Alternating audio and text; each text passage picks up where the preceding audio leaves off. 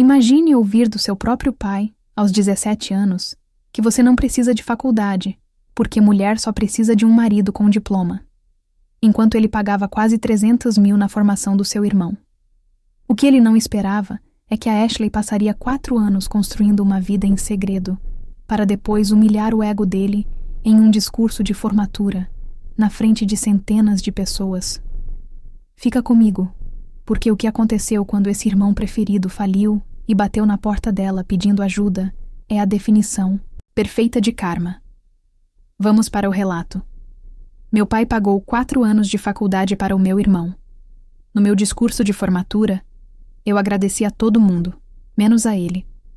Meu pai colocou um catálogo de buffets de casamento na minha escrivaninha e disse que era meu presente de futuro.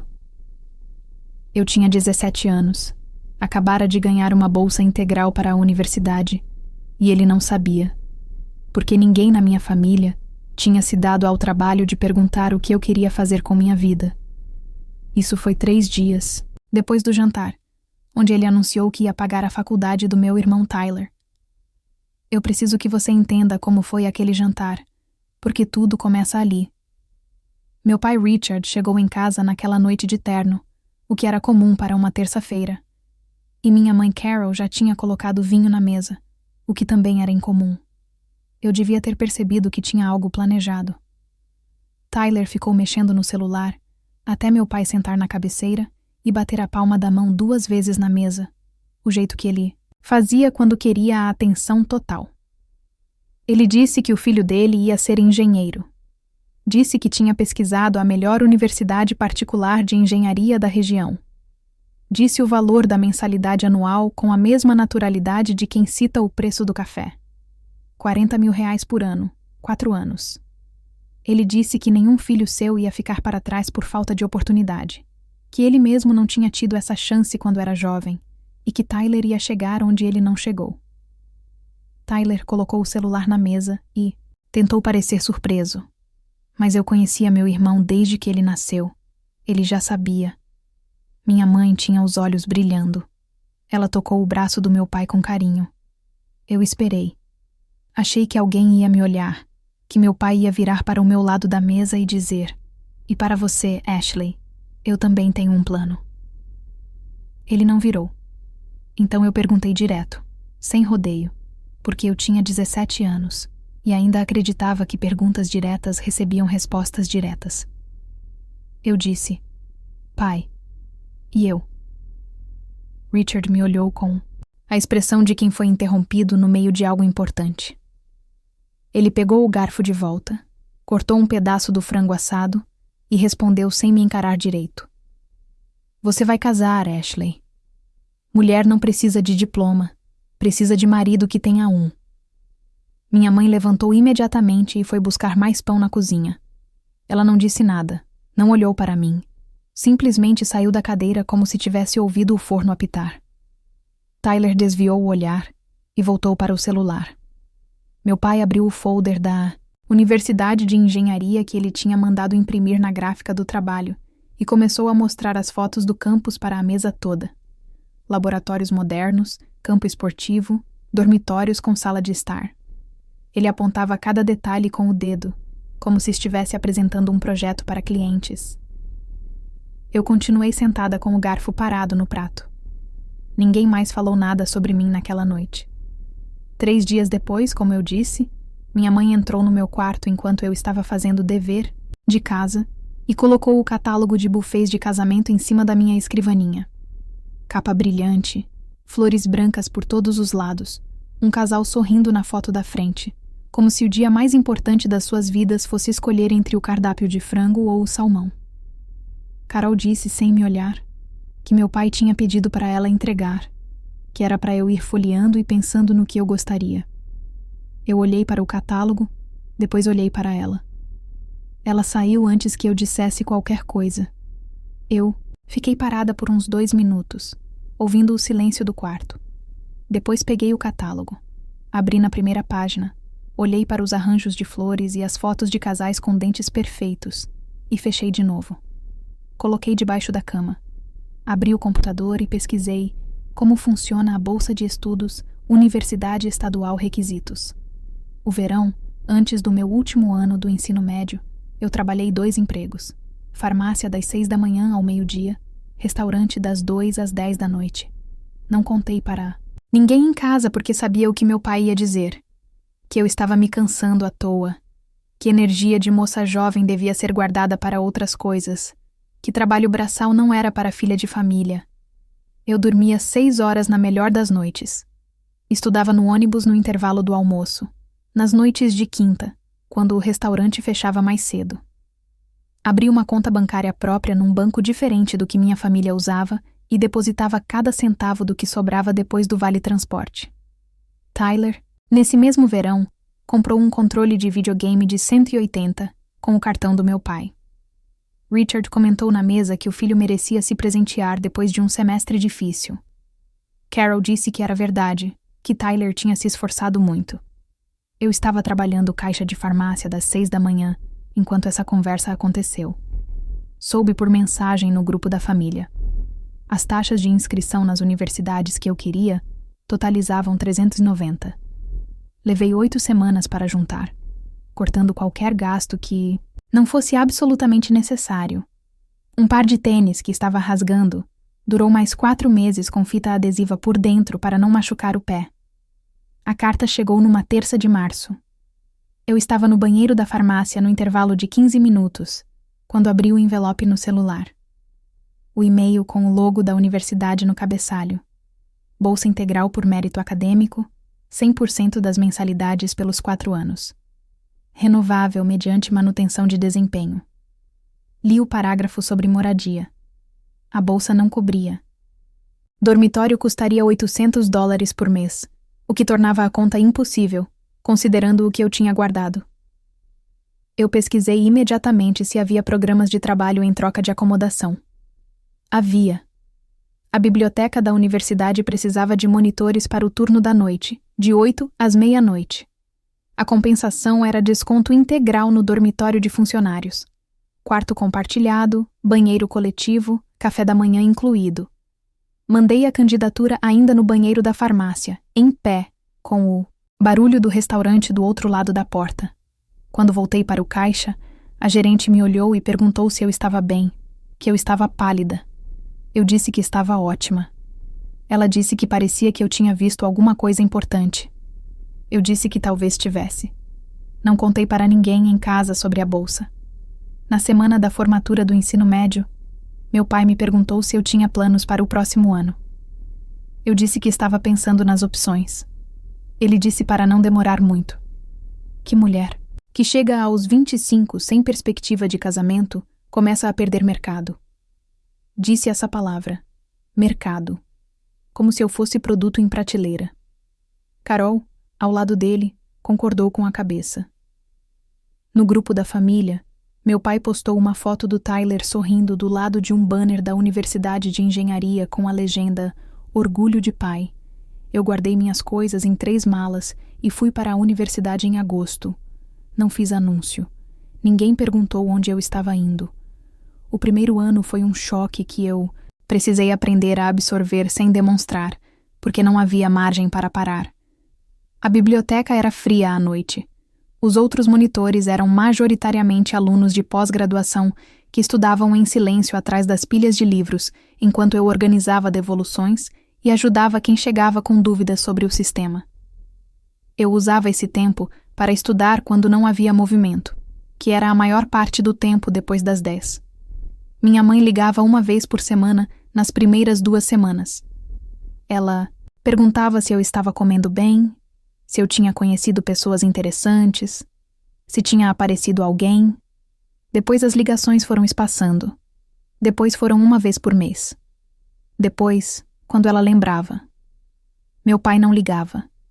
Ele mandava mensagens curtas no grupo da família ocasionalmente sobre coisas sem relação com nenhum de nós. Notícias, receitas que minha mãe ia gostar, atualizações sobre o trabalho. O grupo funcionava mais como grupo de transmissão do que como conversa. Tyler reprovava uma matéria eventualmente e meu pai contratava reforço. Tyler reclamava que o professor era ruim e meu pai concordava. Tyler disse uma vez numa ligação que eu ouvi por acidente quando estava no quarto dos meus pais numa visita, que a faculdade estava chata e que talvez a engenharia não fosse para ele. Meu pai disse que era normal, que ajuste de rota fazia parte do processo, que o importante era não desistir.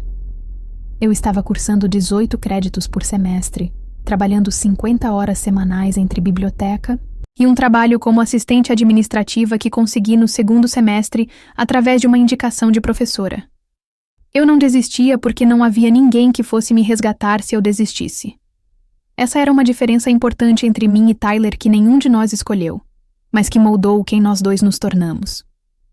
Foi no segundo semestre do primeiro ano que Mrs. Patricia Lane ligou. Ela tinha sido minha professora de redação no penúltimo ano do ensino médio.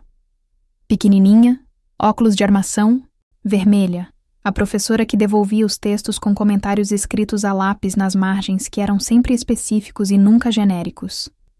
Ela nunca escreveu parabéns ou bom trabalho. Ela escrevia coisas como: essa transição corta rápido demais. O leitor precisa respirar aqui. Ou, você está se contendo nesse parágrafo. Por quê? O que você está evitando dizer? Ela disse que tinha visto meu nome numa lista de honra divulgada pela universidade. Eu atendi no corredor do dormitório, de pé, com a mochila nas costas e fome porque tinha pulado o almoço para entregar um trabalho no prazo.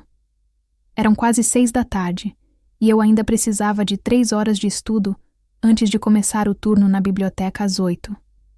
Ela disse que ficou feliz ao ver meu nome. Eu tentei responder que estava indo bem, mas a voz saiu cansada demais para disfarçar.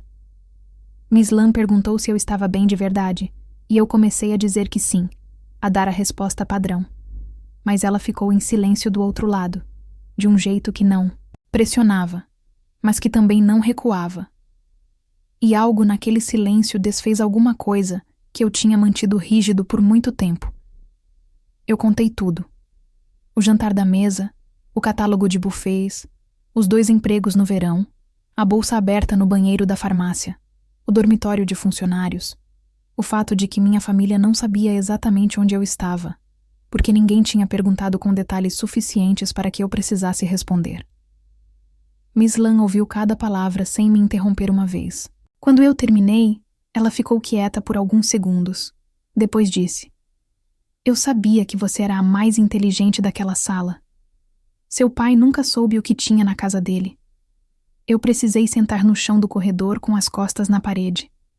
Ela disse que se lembrava de mim porque eu era o tipo de aluna que fazia professores quererem continuar ensinando, e que ela tinha se perguntado algumas vezes o que tinha acontecido comigo depois que me formei no ensino médio, e que agora que sabia, ela queria fazer uma coisa se eu topasse.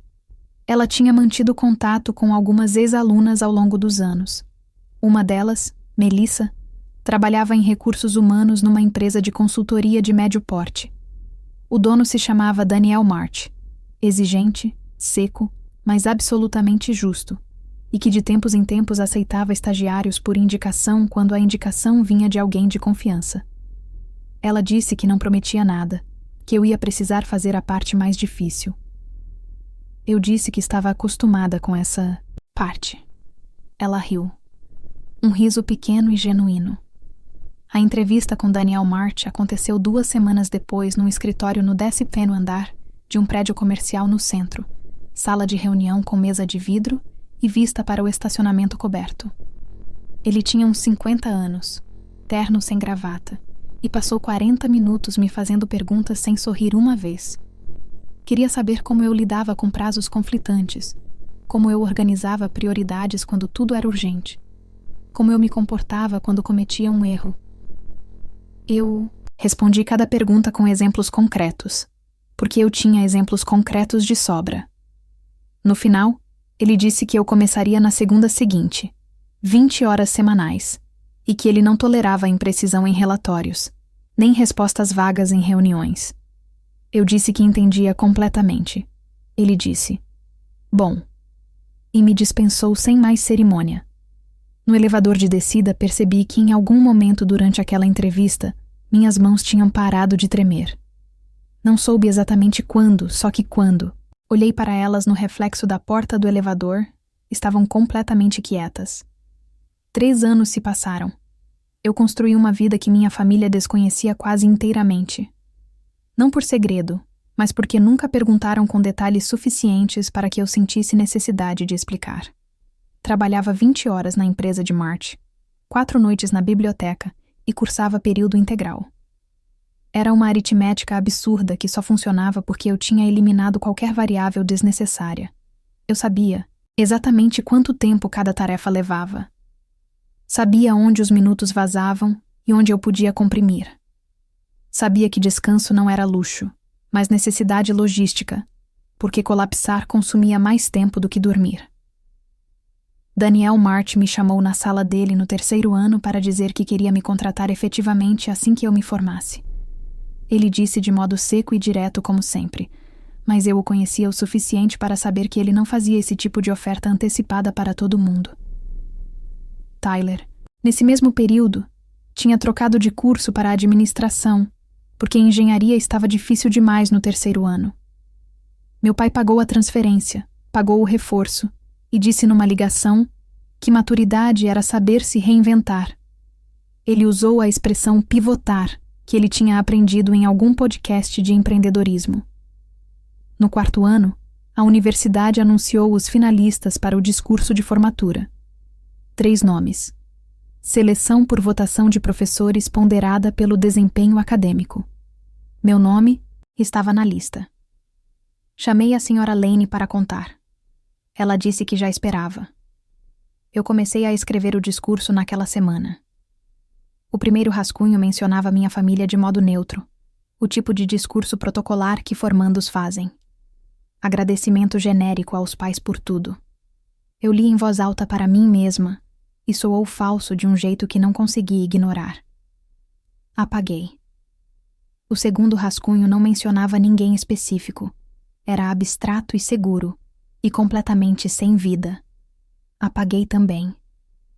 No 3º rascunho, eu parei de tentar ser diplomática e escrevi o que era verdadeiro. 3 dias antes da cerimônia, uma prima distante da minha mãe me viu numa foto de evento acadêmico que uma colega tinha postado. Reconheceu meu sobrenome e contou para Carol. Minha mãe me ligou num pânico que misturava confusão com algo que eu identifiquei como vergonha. A vergonha de não saber, de ter que descobrir por terceiros. Ela perguntou se era verdade que eu estava me formando na 6ª. Eu disse que era.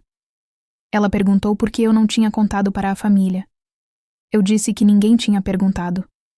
Ela ficou em silêncio por um momento que durou o suficiente para ser desconfortável para nós duas. Depois disse que meu pai queria ir, que família era família, que eles iam comparecer para me apoiar. Eu disse a hora e o local. Não mencionei o discurso. Meu pai chegou de terno. Minha mãe tinha comprado um buquê de flores brancas com fita de cetim embaladas em papel crepom, o tipo que se compra em floricultura de shopping. Eles chegaram 40 minutos antes da cerimônia começar. Encontraram assentos no setor central com boa visibilidade do palco e tiraram fotos do auditório vazio enquanto esperavam. Meu pai fotografou o banner da universidade atrás da mesa de honra. Fotografou o palco. Fotografou a plaquinha com o nome da universidade na fileira da frente. Eu estava nos bastidores com os outros formandos quando alguém me avisou que havia 2 adultos na entrada perguntando por mim. Não fui lá. Eu tinha o discurso para rever uma última vez, e não havia espaço emocional para aquela conversa antes de subir ao palco. Uma mulher sentada ao lado do meu pai no corredor, esperando pela própria filha, comentou que era emocionante ver pais tão animados. Meu pai concordou e disse que a filha era uma surpresa, que ele mal sabia que ela tinha chegado tão longe assim. A mulher disse: "Imagina, criar uma filha independente assim, que chegou até aqui pelos próprios méritos, deve ser muito orgulho." Meu pai sorriu e disse: "Claro, claro." A mulher perguntou quanto tempo ele tinha investido no desenvolvimento da carreira dela. Ele não respondeu essa. A cerimônia começou. Os formandos entraram em fila pelo corredor central. Eu entrei no meu lugar de beca e capelo, olhando para a frente, os papéis do discurso dobrados dentro do bolso do paletó por baixo da beca. Quando o meu nome foi chamado para o discurso de formatura, eu ouvi claramente, no meio do aplauso, um som de surpresa vindo de algum lugar do setor central, alto o suficiente para as pessoas próximas olharem. Era minha mãe. Eu subi ao palco, coloquei as folhas sobre o suporte, ajustei o microfone e olhei para o auditório por 2 segundos antes de começar. 400, talvez 500 pessoas. Professores na fileira da frente. Famílias espalhadas por todo o restante. Senhora Patrícia Lane na terceira fila de blusa azul com as mãos no colo. Eu não procurei o rosto do meu pai. Comecei pelos números porque os números são o que são e não pedem licença para existir. Eu disse. Cheguei até essa cerimônia com bolsa integral obtida por mérito, 2 empregos simultâneos durante o ensino médio para financiar minhas próprias taxas de inscrição e 4 anos trabalhando como monitora nessa biblioteca para cobrir minha moradia. 0 centavos de apoio familiar. Não porque minha família não tinha condições financeiras, mas porque decidiram, quando eu tinha 17 anos, que educação superior não era para mim. O auditório ficou quieto com aquela qualidade de silêncio que acontece quando as pessoas param de se mexer ao mesmo tempo. Eu continuei. Disse que chegar até ali não foi uma história de superação solitária e que seria desonesto da minha parte deixar essa impressão. Que eu tinha chegado porque uma pessoa específica havia tomado uma decisão específica de ligar para uma aluna que ela não era mais obrigada a acompanhar e que essa ligação tinha mudado a trajetória de tudo que veio depois. Eu disse o nome da Patrícia Lane. Na terceira fila, Patrícia colocou a mão sobre a boca. Eu agradeci às colegas de dormitório pelo compartilhamento generoso de um espaço pequeno durante 4 anos. Agradeci a Daniel Marti pela oportunidade do estágio e pelo padrão de rigor que me ensinou mais sobre trabalho real do que qualquer semestre isolado. Agradeci a cada professor que escreveu comentários verdadeiros nos meus textos em vez de elogios que não me ajudariam a crescer. Não mencionei Richard, não mencionei Carol, não mencionei Tyler. Quando desci do palco, o aplauso foi mais longo do que para os outros discursos. Eu ouvi isso de forma abstrata, como informação, porque estava focada em colocar os pés no chão, sem tropeçar nos degraus. No jardim externo depois da cerimônia, eu estava abraçada com Patrícia, que estava chorando discretamente e tentando fingir que não estava.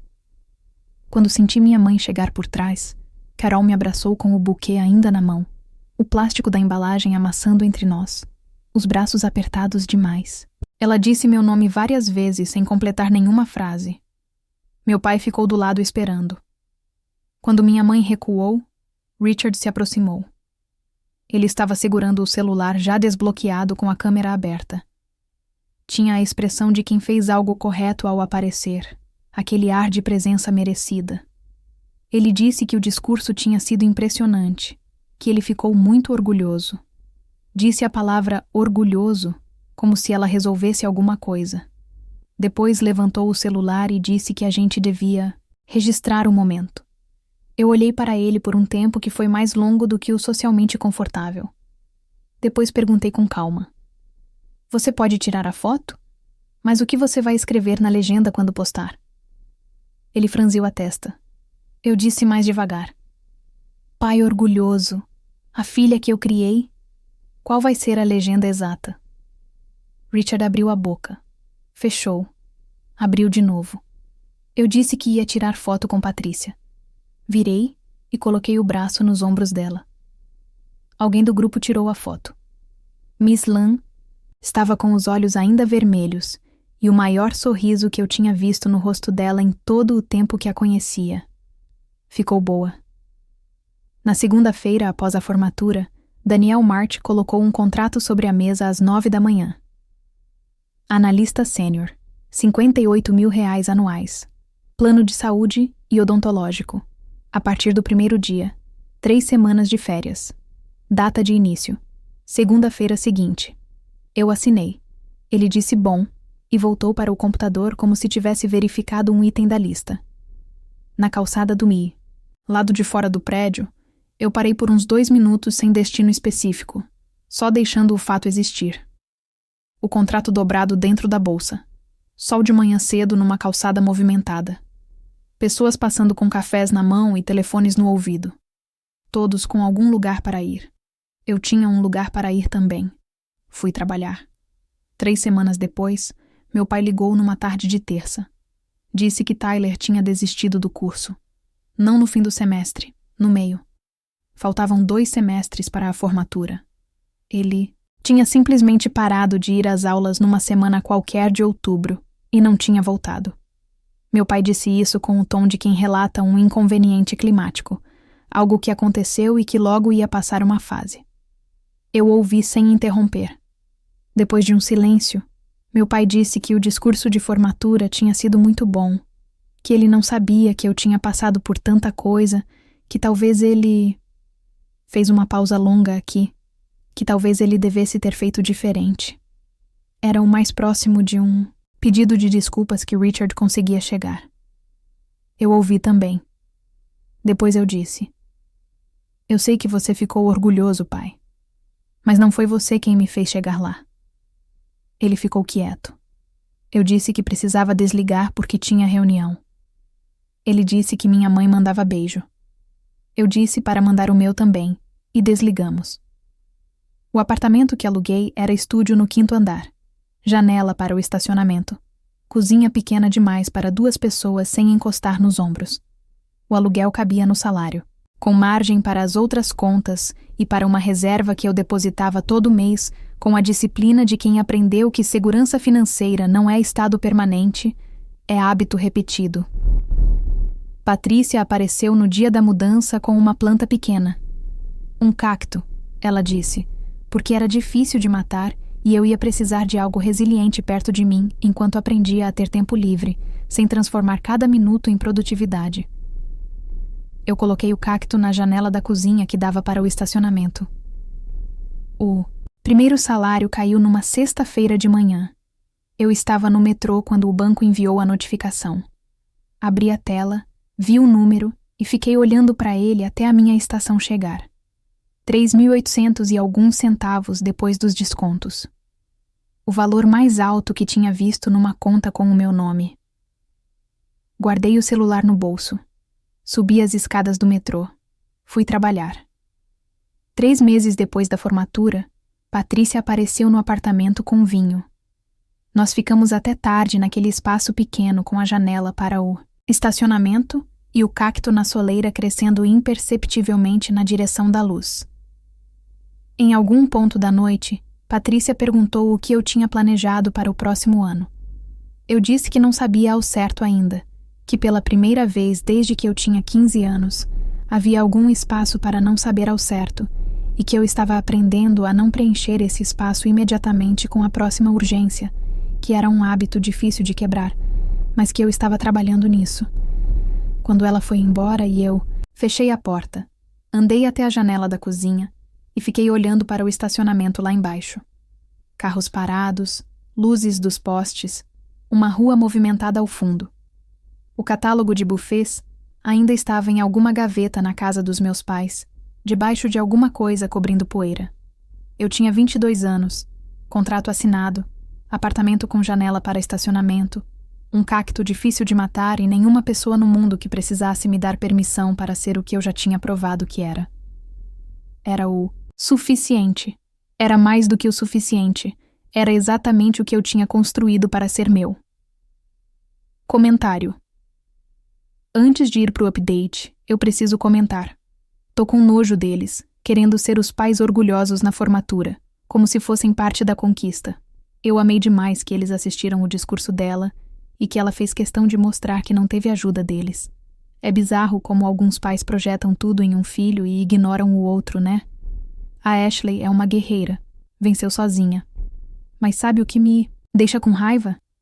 Essa mãe que não faz nada ainda levou o buffet de casamento para ela a pedido do pai. Infelizmente, a Ashley não teve o apoio da mãe no momento em que mais precisava dela. Comenta aqui embaixo. Justiça.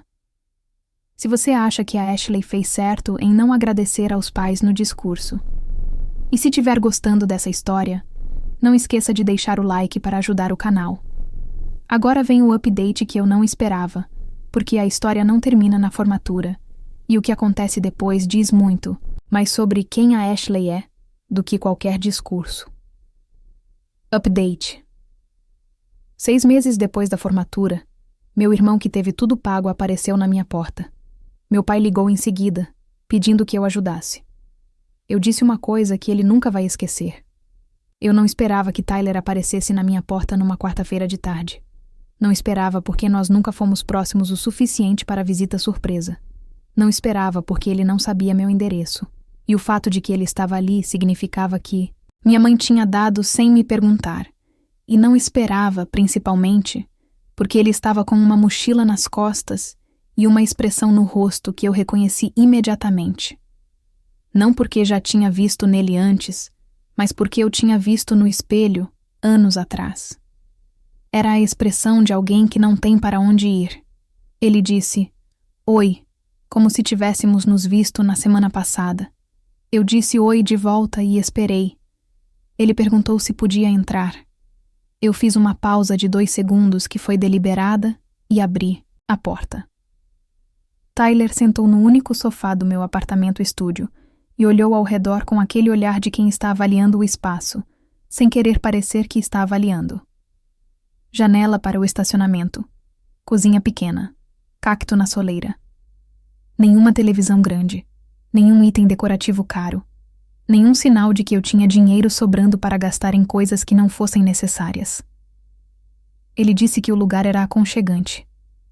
Eu disse obrigada e sentei na cadeira da mesa de trabalho que ficava a 2 metros do sofá. Fiz a pergunta direto porque não havia razão para não fazer. Perguntei: "O que aconteceu?" Tyler ficou quieto por um momento. Depois começou a contar. E conforme ele contava, eu fui montando o quadro completo a partir dos fragmentos que ele ia soltando sem ordem cronológica, pulando partes que ele não queria detalhar, voltando para outras com mais explicação do que necessário. O resumo era esse. Ele tinha abandonado o curso de administração no meio do semestre. Não tinha avisado meu pai, de imediato. Tinha continuado recebendo a mesada mensal por 2 meses, enquanto fingia que ainda estava matriculado, usando o dinheiro para pagar o apartamento que meu pai alugava para ele perto do campus. Quando meu pai descobriu através de uma ligação da coordenação acadêmica perguntando sobre rematrícula, cortou tudo imediatamente. Mesada, aluguel, cartão de crédito, tudo numa tarde. O apartamento tinha contrato no nome do meu pai. Quando meu pai cancelou o pagamento, o proprietário notificou Tyler em 48 horas. Ele teve 1 semana para sair. Isso foi 19 dias atrás. Nos 19 dias seguintes, Tyler tinha ficado no apartamento de um amigo, depois no de outro, depois numa situação que ele descreveu como complicada e que eu entendi que significava que ele tinha esgotado a paciência de todo mundo que conhecia. Agora estava na minha porta com uma mochila e a expressão que eu reconhecia do espelho. Ele disse que precisava de 2 coisas. Primeira, um lugar para ficar por algumas semanas, enquanto se organizava. Segunda, se eu pudesse mencionar o nome dele para alguém no trabalho, qualquer coisa, qualquer abertura, ele ia atrás. Eu ouvi cada palavra. Depois eu fiz uma pergunta. Tyler, quanto meu pai gastou na sua faculdade no total?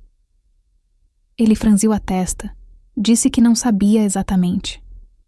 Eu disse que eu sabia. 40 mil por ano, 4 anos pagos, mais um semestre extra que meu pai bancou quando Tyler trocou de curso. Aproximadamente 170 mil ao longo de 5 anos, mais a mesada mensal de 800. Reais que eu calculava em torno de 48 mil reais no mesmo período. Mais o apartamento próximo ao campus, mais de 60 mil reais ao longo de 5 anos. Quase 280 mil investidos. Tyler ficou olhando para mim sem falar. Eu disse: "Eu gastei 0 do dinheiro do nosso pai. 0. Cada centavo da minha formação veio de bolsa por mérito e de trabalho. Cada centavo do meu aluguel vem do meu salário. Esse apartamento é resultado de 4 anos de 2 empregos e uma bolsa que eu corri atrás porque ninguém ia correr por mim." Fiz uma pausa. Depois disse: "Você está me pedindo ajuda, mas eu preciso que você me explique por que eu seria a pessoa certa para você pedir." Tyler abriu a boca, fechou. Eu não disse com raiva. Disse com a calma de quem passou anos aprendendo a ser precisa quando estava com raiva. Ele disse que entendia se eu não quisesse ajudar, que não esperava que eu esquecesse o que tinha acontecido, mas que ele não tinha mais ninguém. Eu olhei para ele por um tempo. Depois disse que ele podia ficar no sofá por 3 dias enquanto encontrava uma solução. Não 3 semanas. 3 dias. E que indicação no trabalho não era algo que eu ia fazer. Não porque eu não quisesse ajudá-lo, mas porque minha reputação profissional era a única coisa que eu tinha construído sozinha e não estava disposta a colocar em risco por alguém que nunca tinha precisado construir nada. Tyler disse que entendia. Eu disse que tinha regras. Ele ia acordar no mesmo horário que eu, 6h30.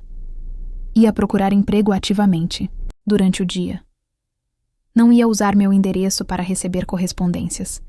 Ia me contar honestamente o que tinha acontecido de verdade com os 5 anos de investimento do nosso pai. Ele concordou com a cabeça. Naquela noite, com Tyler dormindo no sofá, eu me sentei na cama e fiquei olhando para o teto por um tempo, pensando em R$280 mil e num cacto na janela e no quanto as mesmas circunstâncias moldam pessoas completamente diferentes, dependendo do que elas ensinam ou deixam de ensinar. Meu pai ligou no dia seguinte às 8 da manhã. Eu estava no metrô indo para o trabalho quando o nome dele apareceu na tela. Atendi porque o metrô estava barulhento o suficiente para me dar uma desculpa para encerrar a conversa se precisasse. Ele disse, "Oi", e perguntou como eu estava. Eu disse bem. Ele disse que sabia que Tyler tinha ido até mim. Eu disse que sabia que minha mãe tinha dado o meu endereço. Ele fez uma pausa. Depois disse que Carol estava preocupada, que Tyler era jovem e tinha cometido um erro. Mas que erro de jovem não devia definir uma vida inteira? Que família se apoiava nos momentos difíceis. Eu ouvi até ele terminar. Depois perguntei, "Pai, quando eu tinha 17 anos e perguntei se você ia me ajudar com a faculdade, o que você disse?" Silêncio. Eu disse, "Você disse que mulher não precisava de diploma. Precisava de marido que tivesse um. E mandou minha mãe me entregar um catálogo de buffets de casamento como presente de futuro. Você lembra disso?" Ele disse que as coisas eram diferentes agora. Eu disse que concordava. As coisas eram diferentes. Eu tinha um emprego, um apartamento e uma independência que construí sem nenhuma ajuda de ninguém da minha família. E Tyler tinha R$280 mil de investimento que ele escolheu não honrar. Meu pai disse que eu estava sendo dura. Eu disse que estava sendo precisa. Ele disse que Tyler precisava de uma chance. Eu disse, "Pai, eu dei a ele 3 dias no meu sofá. É mais do que você me deu quando eu tinha 17 anos e precisava de uma resposta diferente na mesa do jantar." Meu pai ficou quieto por um tempo que foi longo o suficiente para me dizer que aquilo tinha chegado. Depois ele disse que esperava que eu pensasse melhor. Eu disse que já tinha pensado o suficiente e que se ele queria ajudar o Tyler, ele sabia onde estava o cartão de crédito. Desliguei quando a estação chegou. Minha mãe ligou naquela mesma noite às 9. Carol tinha um jeito específico de começar conversas difíceis. Ela sempre abria com alguma observação sobre si mesma, um cansaço, uma dor de cabeça, algo que estabelecia que ela também estava sofrendo antes que a conversa principal começasse. Era um hábito que eu tinha catalogado durante anos sem ter palavras para ele, até que Mrs. Lan uma vez mencionou durante um café que algumas pessoas usam o próprio sofrimento como escudo para não receber feedback. Carol disse que estava com dor de cabeça desde cedo, que a situação do Tyler estava pesando nela, que ela mal dormia. Eu disse que entendia. Ela disse que eu não entendia mesmo, que ser mãe era uma coisa que eu só ia compreender quando tivesse filhos, que quando um filho estava sofrendo, a mãe sofria junto. Eu deixei essa parte passar. Ela disse que sabia que a gente tinha uma história complicada, que talvez ela e meu pai tivessem errado em algumas coisas quando eu era mais jovem, mas que o passado era passado e que o que importava era o presente. E no presente, o Tyler precisava de ajuda. Eu disse, Mãe, você pode me dizer o nome de um momento em que você defendeu alguma coisa que eu precisava quando eu era adolescente? Ela ficou em silêncio. Eu disse: uma vez. Qualquer vez. O jantar onde meu pai disse que eu não precisava de faculdade. A conversa sobre o catálogo de buffets. Qualquer momento em que eu precisei que você dissesse alguma coisa e você ficou quieta. Carol disse que ela tentou do jeito que ela conseguia. Eu disse que eu sabia, que eu tinha entendido isso faz tempo, que eu não estava com raiva dela do jeito que estava com raiva quando tinha 18 anos, mas que entender não era a mesma coisa que esquecer. E que o Tyler ter um lugar para ficar não era responsabilidade minha, só porque ele era meu irmão. Carol disse que a família precisava se unir. Eu disse: a família se une quando a família age como família. Você se uniu com meu pai quando ele disse que eu não precisava de educação? Você se uniu com meu pai quando ele mandou aquele catálogo? Você ficou quieta em cada jantar, em cada ligação, em cada momento em que uma palavra sua teria feito diferença. A família se uniu, mas eu não estava incluída nessa união. Ela começou a chorar. Eu ouvi. Depois disse com cuidado, mas sem recuar: eu amo você, mãe. Mas amor não é dívida que cancela a conta. O Tyler fica 3 dias no meu sofá porque ele é meu irmão e porque eu me recuso a ser o tipo de pessoa que meu pai tentou me ensinar a ser. Mas eu não vou fingir que a situação é justa ou que a família está pedindo um favor pequeno. Carol disse, meu nome com a voz partida. Eu disse boa noite e desliguei. Sentei na beira da cama por uns minutos, ouvindo o silêncio do apartamento. Da sala vinha o som baixo do celular do Tyler. Ele assistindo alguma coisa com fone de ouvido no sofá. Fui até a cozinha beber água. O cacto estava na janela, firme na direção da luz. Os 3 dias passaram. No segundo dia, Tyler saiu às 9 da manhã com o notebook que ele tinha conseguido recuperar do apartamento e voltou às 6 da tarde com 3 endereços de vagas, de emprego e uma entrevista agendada para a sexta. Ele não pediu ajuda para formatar o currículo. Ele não pediu que eu revisasse nada.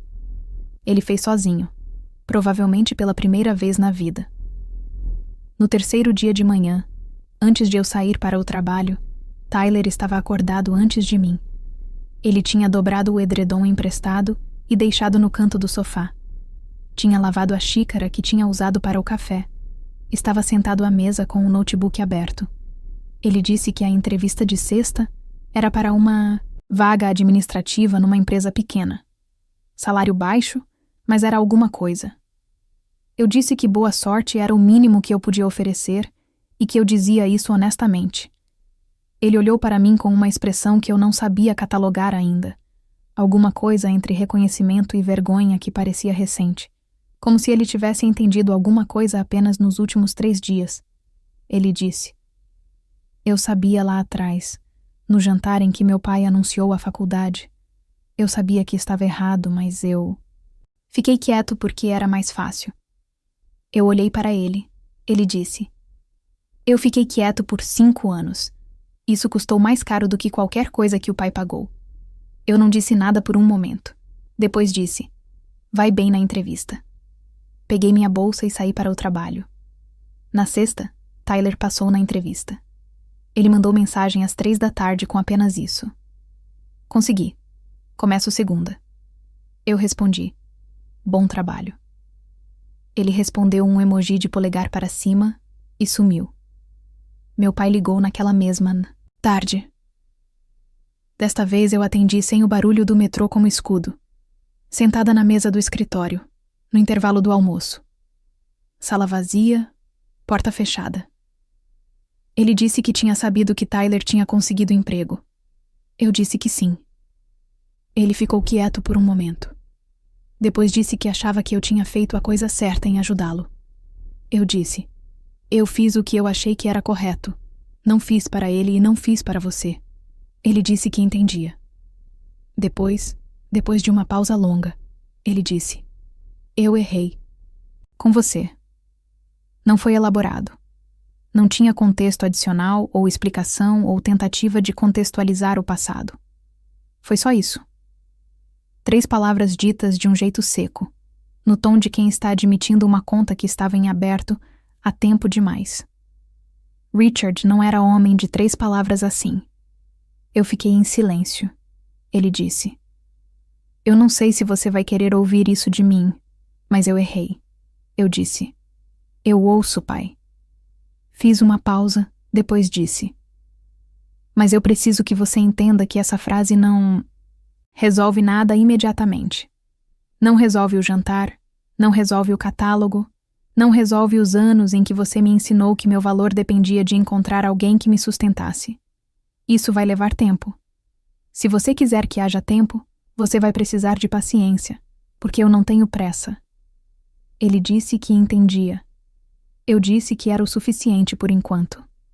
Encerramos a ligação sem hostilidade pela primeira vez em anos. Não com calor, não com reconciliação, mas sem o peso específico que uma conversa com meu pai sempre tinha carregado antes. Era um começo diferente de qualquer coisa que eu sabia nomear. Naquela noite, eu liguei para a senhora Patricia Lane. Contei tudo. Sobre Tyler, sobre meu pai, sobre as ligações da minha mãe, sobre os 3 dias no sofá e a entrevista e a mensagem de 3 palavras. Ela ouviu tudo. Depois disse: Você sabe o que mais me impressiona em você, Ashley? Eu disse que não sabia. Ela disse: Você poderia ter fechado a porta. Você tinha todo o direito do mundo de fechar. E você não fechou, mas também não abriu mais do que era saudável abrir. Isso é uma coisa que a maioria das pessoas leva décadas para aprender, e algumas nunca aprendem. Eu fiquei quieta. Ela disse: Você aprendeu porque precisou aprender cedo. Não era justo ter que aprender assim, mas você aprendeu. Eu disse que ainda estava aprendendo. Ela disse que era exatamente isso. Ficamos no telefone por mais 1 hora falando sobre coisas sem relação com nada disso. Um livro que ela estava lendo, um projeto no trabalho, os planos que eu tinha para o mês seguinte. Quando desliguei, fui até a janela da cozinha. O cacto estava lá firme, crescendo imperceptivelmente na direção da luz, como fazia todo dia, sem que eu precisasse fazer nada, além de não movê-lo da janela. Algumas coisas crescem bem quando você simplesmente para de colocar obstáculos na frente delas. Eu tinha aprendido isso também.